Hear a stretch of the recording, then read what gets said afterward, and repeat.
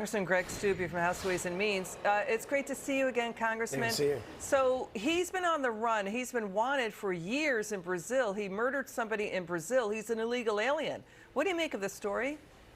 Yeah, and mainstream media is not reporting about that fact, and I want to commend law enforcement for their good work here to take another murderer off our streets. But those type of people wouldn't be in our country if it weren't for the open border that the Joe Biden administration has allowed in our country. There was just an alert today. There's like 6,500 illegal immigrants that Border Patrol was ordered to release.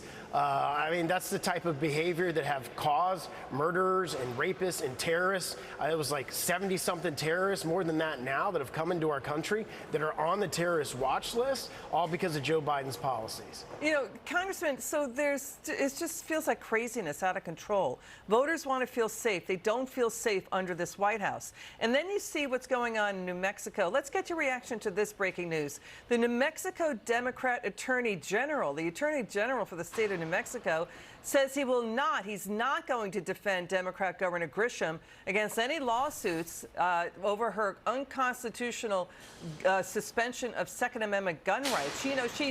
People are scared. She declared a public health emergency and unilaterally suspended those gun rights. But what do you make of the AG saying he's not going to step up and defend her?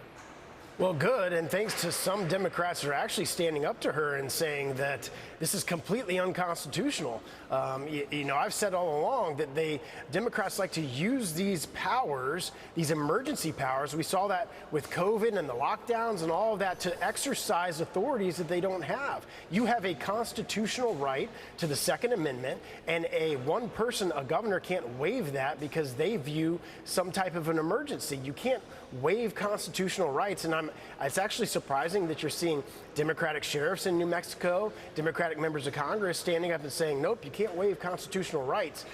So hopefully this will work itself out and she'll remove the order. But if not, there's, I'm sure, going to be lawsuits, and the court's going to find this is completely an unconstitutional abuse of power. And Congressman, final word, the New Mexico Attorney General reiterated.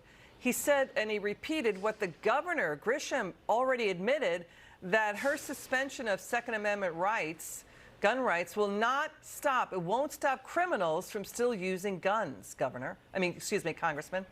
Yeah, and that's the whole point. These policies don't prevent gun violence. Taking away rights and taking away weapons from law-abiding citizens does nothing to curb the violence. That's, in fact, what you want Americans who have the ability to carry and protect themselves and others, the ability to carry.